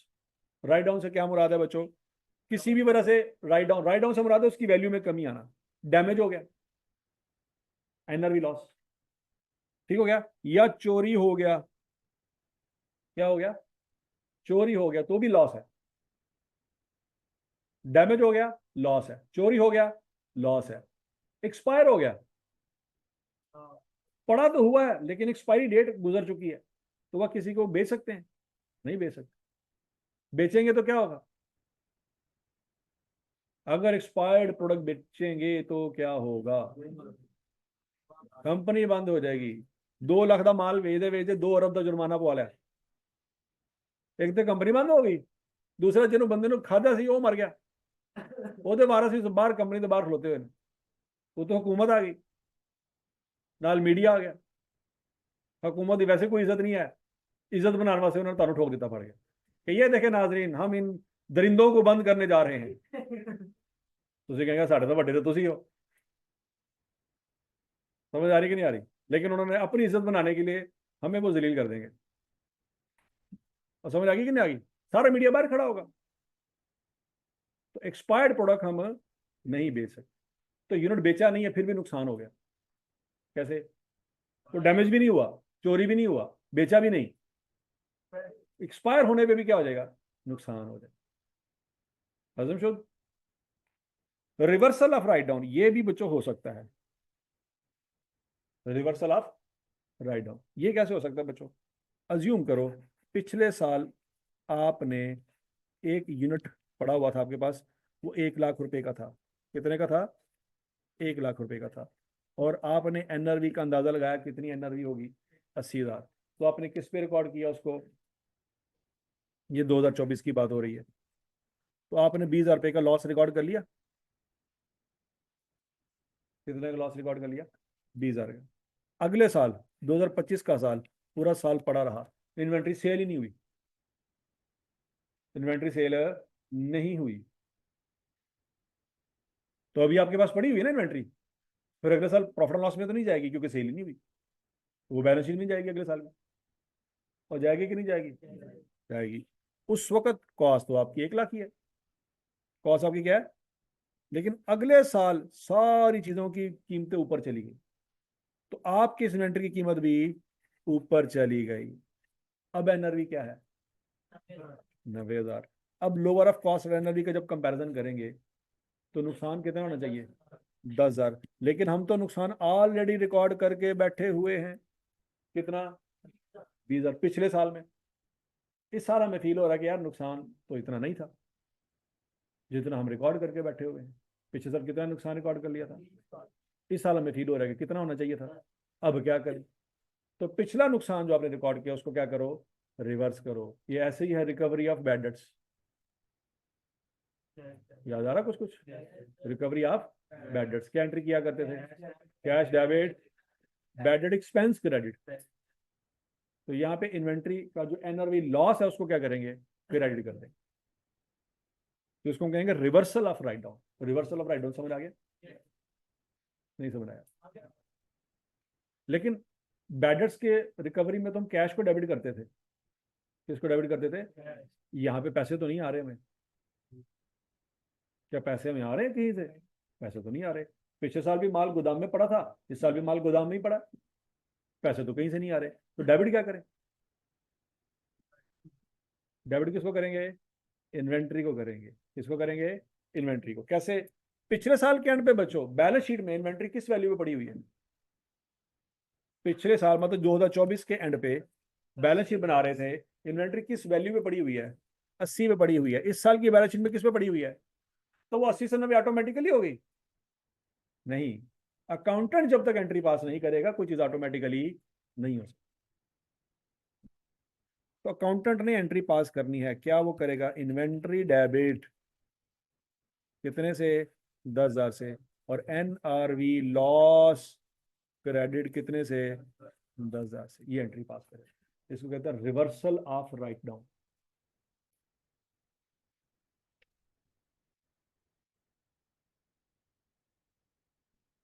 हजम शुद्ध? समझ आ गई बात? अगला point, allocation to other assets. इसको जरा सोच समझ के जवाब देना। फर्ज करो बच्चों आपकी कंपनी है फौजी सीमेंट्स। आप क्या बनाते हैं? फौजी दो फिटे हैं। आप क्या बनाते हैं? सीमेंट बनाते हैं। क्या बनाते हैं? सीमेंट बना के लोगों को बेचते हैं। तो सीमेंट आपके लिए क्या है? गुड्स है। सीमेंट आपके लिए क्या है? गुड्स है। अच्छा, कल को आपने अपनी एक नई बिल्डिंग बनानी है तो सीमेंट कहीं और से लेके आएंगे? सीमेंट कहीं और से नहीं लेके आएंगे। वही सीमेंट की बोरियां जो बेचने के लिए रखी हुई हैं, वही सीमेंट की बोरी उठाएंगे और अपनी बिल्डिंग में इस्तेमाल कर लेंगे। क्या गोदाम में से सीमेंट की बोरियां कम हो रही हैं कि नहीं हो रही? हो रही हैं। लेकिन क्या वो सीमेंट की बोरियां सेल हो रही हैं? वो सेल नहीं हो रही। वो क्या हो रही हैं? ड्राइंग। 2 रुपए मुझ थोड़े थे। ड्राइंग क्या होती है? तो बिल्डिंग पर्सनल यूज वास्ते है। 2 रुपए वो पहले कंसेप्ट क्लियर कर लो अपना। वो बिल्डिंग दफ्तर के लिए बना रहे हैं तो क्या वो पर्सनल यूज है? वो पर्सनल यूज नहीं है। अब गोदाम में से सीमेंट की बोरियां तो कम हो रही हैं, लेकिन क्या वो इशू हो रही हैं? लोगों को बेच रहे हो? नहीं। क्या वो परचेज रिटर्न हो रही हैं? परचेज रिटर्न भी नहीं हो रही। क्या वो ऑनर उठा उठा के घर लेके जा रहा है? वो घर भी नहीं लेके जा रहा। वो बिजनेस के अंदर ही इस्तेमाल हो रही है और बिल्डिंग बनाने की। तो वो जो बिल्डिंग बन रही है, क्या वो एक्सपेंस है? वो एक्सपेंस तो नहीं है। वो क्या है? वो तो एसेट है। इसका मतलब है आपकी इन्वेंट्री कम हो रही है। इन्वेंट्री कौन सा एसेट होती है बच्चों? इन्वेंट्री कौन सा एसेट होती है? Current asset. ये इन्वेंट्री जो शायद आधे घंटे बाद सेल हो जानी थी, ये इन्वेंट्री को उठा के हमने लगा दिया दीवारों में, बिल्डिंग में लगा दिया। जब बिल्डिंग में लगा दिया तो क्या वो आधे घंटे बाद सेल हो जाएगी? वो तो अगले 40-50 साल चलनी है। तो वो सीमेंट की बोरी जो शायद आधे घंटे बाद सेल हो जानी थी, अब वो सीमेंट की बोरी आपने लगा दी उस बिल्डिंग में। अब वो बिल्डिंग अगले 50 साल चलनी है। तो क्या वो बोरी, सीमेंट की बोरी, करंट एसेट रहेगी? अब वो क्या बन जाएगी? नॉन करंट एसेट बन जाएगी। तो आपने अपनी ही इन्वेंट्री को उठा के अपने फिक्स एसेट में इस्तेमाल कर लिया, तो उसका स्टेटस चेंज हो गया। कौन सा स्टेटस चेंज हो गया उसका? करंट एसेट से निकल के वो कहां शिफ्ट हो गई है? नॉन करंट एसेट में शिफ्ट हो गई। मतलब शुद्ध। अब वो जो नॉन करंट एसेट है, कल को क्या होगा? डेप्रिशिएट होगा। तो वो सीमेंट की बोरी क्या होगी? डेप्रिशिएट होगी। यहां पे वो डेप्रिशिएट नहीं हो रही थी, लेकिन वहां पे अब क्या होगी? डेप्रिशिएट होगी, क्योंकि उसका फायदा 50 साल तक चलना है। समझ आ रही बात मैं क्या कर रहा हूँ? ये सीमेंट की बोरी आधे घंटे में हो सकता था सेल हो जाती। कस्टमर आता, आधे घंटे बाद रेट लगता और हम उसको कहते ठीक है ले जाए। लेकिन अब वो सीमेंट की बोरी जो आधे घंटे बाद गायब हो जानी थी, वो 50 साल तक हमें फायदा देगी। तीनों किसी ने क्या ही बोल। जी सर, अरे राम ना बासी लाला। और समझ लगी बात? तो वो 50 साल डेप्रिशिएट होगी। तो इन्वेंट्री का स्टेटस चेंज हो गया। क्या वो सिंगल से डबल होगी? नहीं। वो क्या हुई? करंट एसेट से नॉन करंट एसेट में शिफ्ट हो गई। क्या इन्वेंट्री के टॉपिक में अभी तक हमने डेप्रिसिएशन पढ़ी है? क्यों नहीं पढ़ी? करंट एसेट में डेप्रिसिएशन होती नहीं है। क्यों नहीं होती? वैसे लॉजिकली सोचो, उसका पता ही नहीं लाइफ कितनी है। डेप्रिसिएशन के लिए क्या चीज होना जरूरी है? लाइफ का पता होना जरूरी है। इन्वेंट्री का तो हमें यह नहीं पता आधे घंटे बाद पड़ी भी होगी कि नहीं पड़ी होगी। और बात समझ आ रही है? आप अपने माँ बाप के क्या हो? Non current asset. अगर करंट एसेट होते तो कब के? समझ आ रही बात?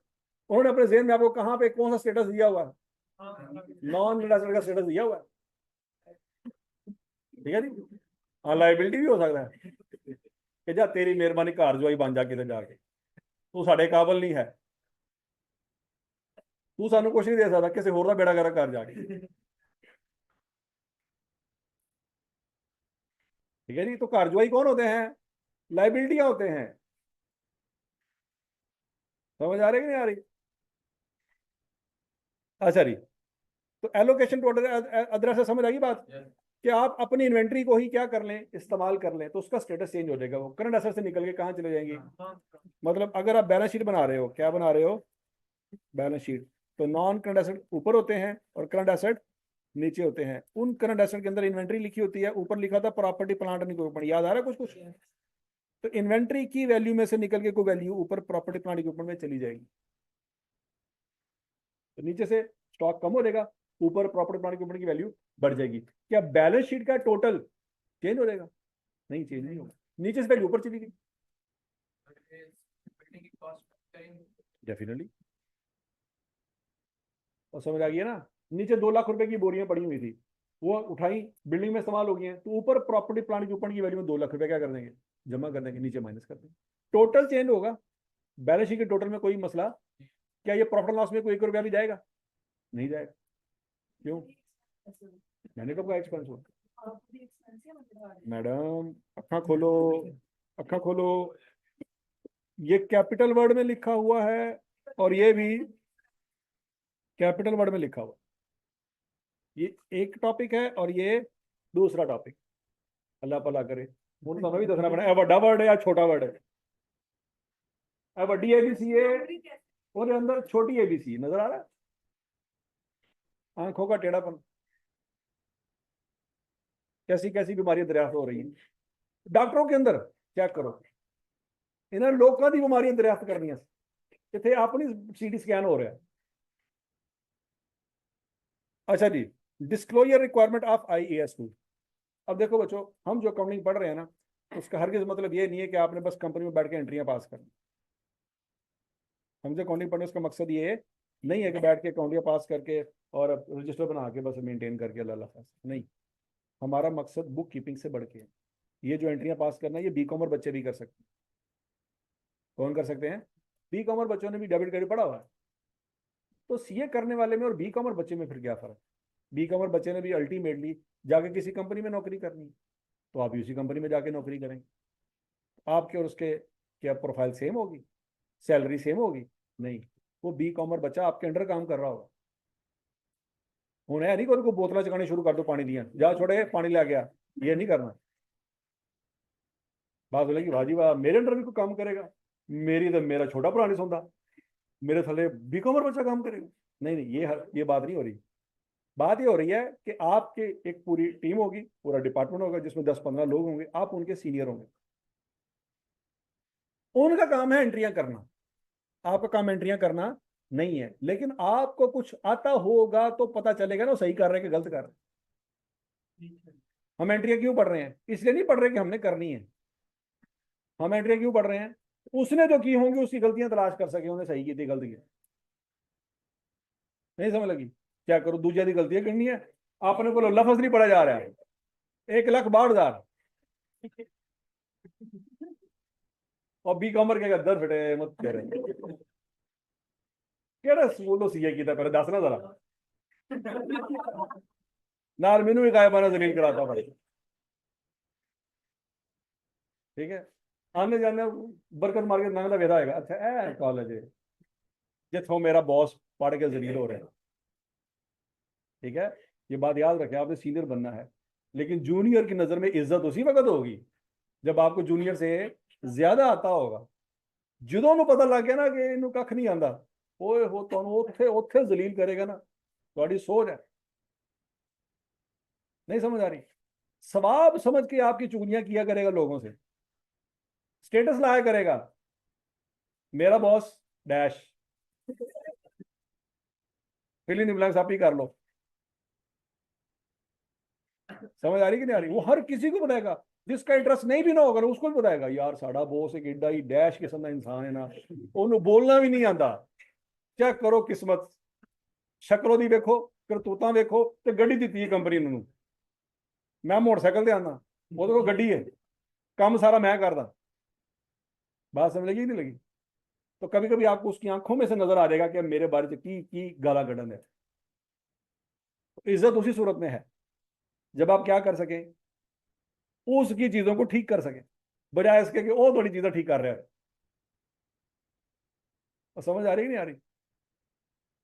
तो आपके बारे में सिर्फ आपको नहीं पता होगा, कंपनी के बाकी 999 लोगों को पता होगा इन्हों कख नहीं आता, गल्लां ही ने बस। पता नहीं साढ़े बॉस, साढ़ा जरा कंपनी का चेयरमैन सी, वो अन्ना हो गया सी, उन्हें तो इंटरव्यू करके रख लिया, इन्हों तो बोलना नहीं आता।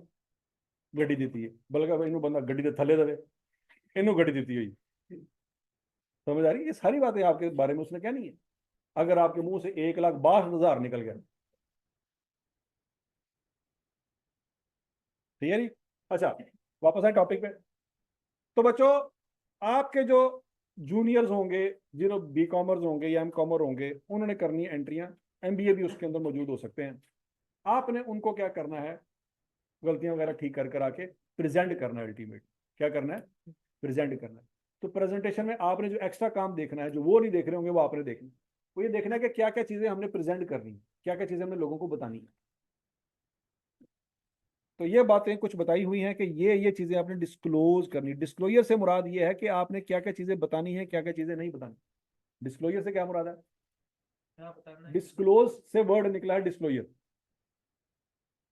कि आपने एंट्रियां तो हो गई, कॉस्ट की कैलकुलेशन भी हो गई, एनआरवी भी निकल आई, फाइनल वैल्यू भी निकल आई। हूँ अगे की करना है, अगे ये करना है बच्चों, अकाउंटिंग पॉलिसी बतानी है adopted in measuring inventories including the cost formula use. आपने अकाउंटिंग पॉलिसी बतानी है, परपेचुअल सिस्टम है कि पीरियोडिक है, ये अकाउंटिंग पॉलिसी है। तो बात लगी है, फाइफो मेथड है या वेटेड एवरेज मेथड है, क्योंकि आप दोनों में से कोई एक फॉलो कर रहे होंगे ना। अब दोनों अलाउड है, वेटेड एवरेज भी अलाउड है और फाइफो भी अलाउड है, तो दोनों में से कोई एक पकड़ के बैठे होंगे ना, आप दोनों थोड़ी पकड़ के बैठे होंगे। तो जो आप फॉलो कर रहे हैं ना, वो बताओ लोगों को कि भैया हमने ये वाला फार्मूला लगाया।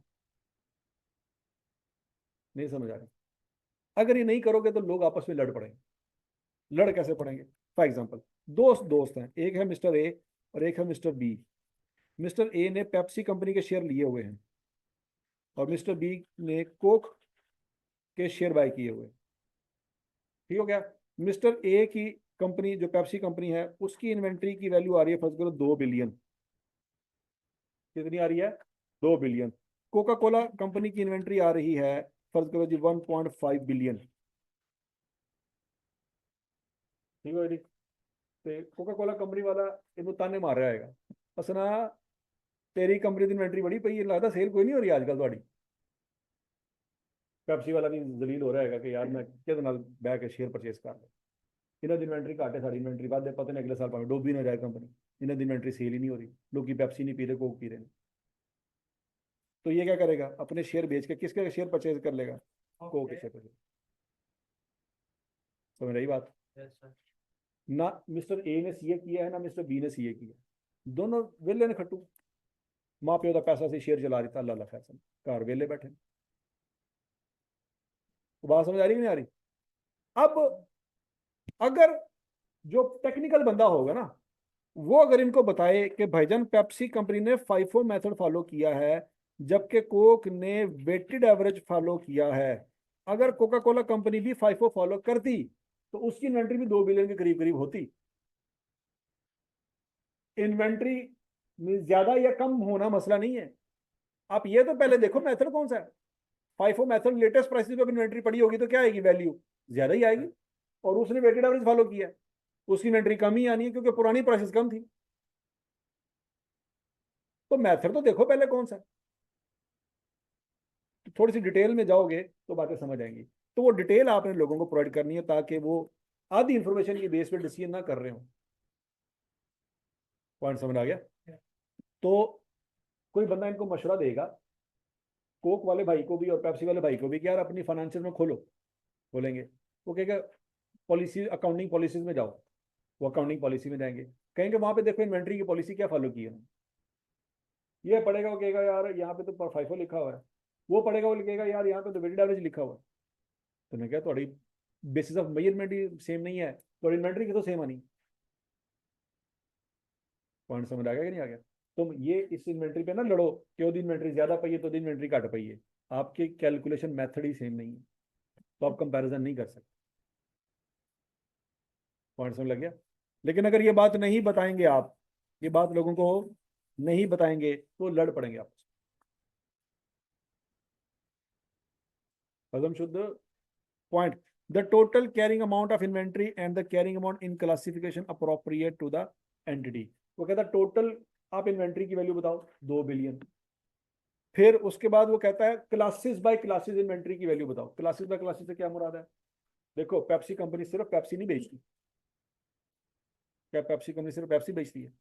नहीं, और क्या बेचती है? वो 7 अप भी बेचती है। और क्या बेचती है? वो पानी बेचती है, स्टिंग बेचती है, वो जूस बेचती है, स्लाइस, ठीक हो गया, वो लेस बेचती है, कुरकुरे बेचती है, वेवी बेचती है, ठीक है जी, बहुत सारी उसकी प्रोडक्ट्स हैं। पॉइंट समझ आ गया कि नहीं आ गया? तो वो इतना कुछ बेचती है, तो ये दूसरी लाइन कह रही है कि भाईजान टोटल इन्वेंट्री की वैल्यू तो बतानी है आपने, आपने प्रोडक्ट वाइज भी अलग अलग क्लासिफिकेशन करके इन्वेंट्री की वैल्यू बतानी है कि तुम्हारे पास लेस कितने पड़े हुए हैं, कुरकुरे कितने पड़े हुए हैं, स्लाइस का जो जूस है वो कितना पड़ा हुआ है, स्टिंग बोतल का इन्वेंट्री कितनी है, पेप्सी की इन्वेंट्री कितनी है, फिर पेप्सी में पंगे हैं, 1.5 लीटर वाली, 2.25 लीटर वाली, 1 लीटर वाली, हाफ लीटर रेगुलर, कैन अलहदा, वो बात समझ है। तो हर किसी की कैटेगरी आपने अलग अलग बतानी। हजम शुद्ध। Point number 3, the amount of inventory recognise as expense during the year, कितनी इन्वेंट्री है जो during the year cost of sale में भेजी है। रिकॉग्नाइज एज एक्सपेंस से क्या मुराद है, वो इन्वेंट्री जो सेल कर दी वो कहाँ गई होगी, कॉस्ट ऑफ सेल में, वो कहता है कॉस्ट ऑफ सेल की वैल्यू बताओ। समझ लगी? The amount of any write down of inventory recognise as expense in the period, NRV loss की बात कर रहा है वो।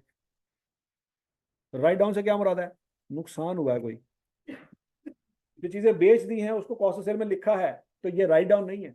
राइट डाउन किसको कहते हैं, जो नुकसान हुआ उसको राइट डाउन कहते हैं। क्या कॉस्ट ऑफ सेल नुकसान है, एक्सपेंस तो है लेकिन वो नुकसान नहीं है। नई बात होने लगी, आप हॉस्टल के पैसे दे रहे हो, क्या ये नुकसान है, ये एक्सपेंस है। नुकसान क्या हुआ, सब घर चले जाए। अब ताले मार के घर चले जाओ 6 महीने और हॉस्टल का रेंट देते जा रहे हो, तो ये एक्सपेंस नहीं है, फिर ये फिर क्या है, ये नुकसान है, क्योंकि आप उसका फायदा नहीं ले रहे।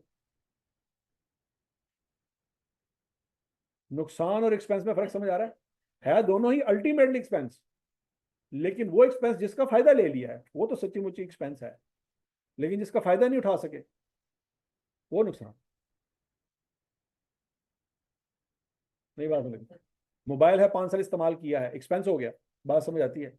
मोबाइल है हाथ से छूटा, नीचे गिर गया, टूट गया, ये एक्सपेंस नहीं है, नुकसान है। हाँ अल्टीमेटली एक्सपेंस की कैटेगरी में जाएगा, लेकिन स्पेसिफिकली ये क्या है, ये नुकसान। बिजली का बिल पे कर रहे हो, ये क्या है, ज्यादती। दौर बेटे तेरे तेरा बिजली इस्तेमाल करने की ज्यादती हो गई, बिजली इस्तेमाल कर रहे हो, ये क्या है, एक्सपेंस है। लेकिन आपने इस्त्री लगा के छोड़ दी और सो गए, सुबह उठे तो सब, अब ये क्या है, अभी भी तो बिजली इस्तेमाल हुई है, लेकिन अब ये एक्सपेंस नहीं है, आप इसका फायदा नहीं उठा सकते, वो बिजली इस्तेमाल होती रही होती। हजम शुद्ध। तो बच्चों 4 बातें बतानी है, टोटल कितनी बातें बतानी है, पहली कौन सी है, हाँ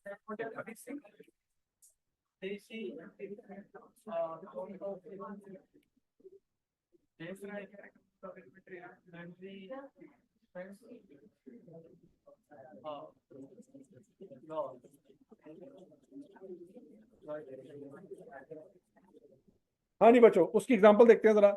ये पहली बात के बारे में उसने पहली लाइन लिखी हुई समझाने के लिए, ये ऐसे लिखा रहेगा बच्चों, notes to the financial statement. याद है फाइनेंशियल के कंपोनेंट कितने थे, 5 होते हैं, कौन कौन से,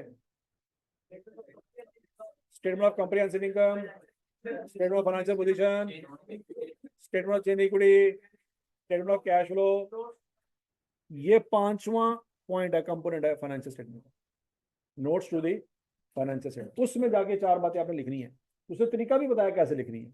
सबसे पहली लाइन में देखो क्या लिखा हुआ है, अकाउंटिंग पॉलिसी बतानी है, पहली लाइन पढ़ लो और यहाँ पे देख लो, अकाउंटिंग पॉलिसी में अंग्रेजी का लिखनी है। वो कहता है inventories are measured at lower of cost and NRV, cost is measured by using weighted average formula, ये है पॉलिसी कि भाई इन्वेंट्री को मेजर करे लोअर ऑफ कॉस्ट एनआरवी पे, और कॉस्ट कैसे निकाली है, वेटेड एवरेज के फार्मूले से निकाली। पहला पॉइंट समझ आ गया, ऐसे लिखना। दूसरा पॉइंट उसने क्या मांगा था, the total carrying amount of inventory and the carrying amount in classification appropriate to the entity, entity को जो appropriate classification समझ आती है उसके हिसाब से कर ले। पेप्सी, 7 अप, स्प्राइट, ठीक हो गया जी, स्टिंग, स्लाइस, लेज, कुरकुरे, ऐसे करनी ऐसे कर ले, ठीक है। कोई कंपनी कहती नहीं जी हम तो ऐसे नहीं करेंगे, हम तो करेंगे raw material, work in process और फिनिश गुड्स, वैसे कर ले। रॉ मटेरियल समझ आ रहा है बच्चों? आलू क्या है और लेस क्या है, और जो चीज बीच में है वो वर्क इन प्रोग्रेस। ना उसको आलू कह सकते हैं ना उसको लेस कह सकते हैं।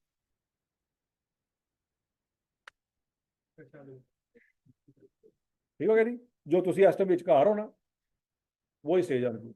ना आप FSC हो ना आप CA हो।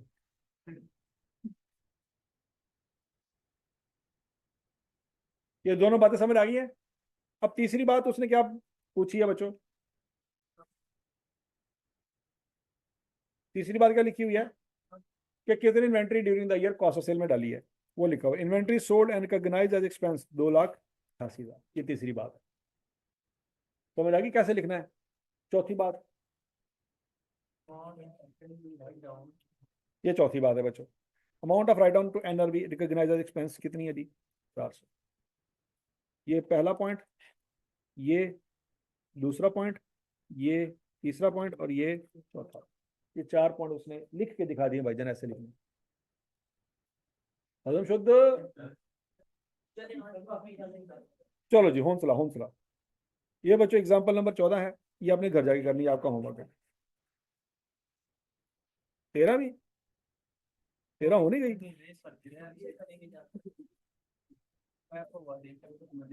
नहीं 13 तो क्लास में हो नहीं गई।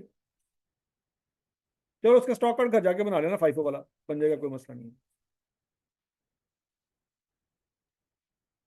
ठीक है जी, कल हमें नया टॉपिक शुरू करना है,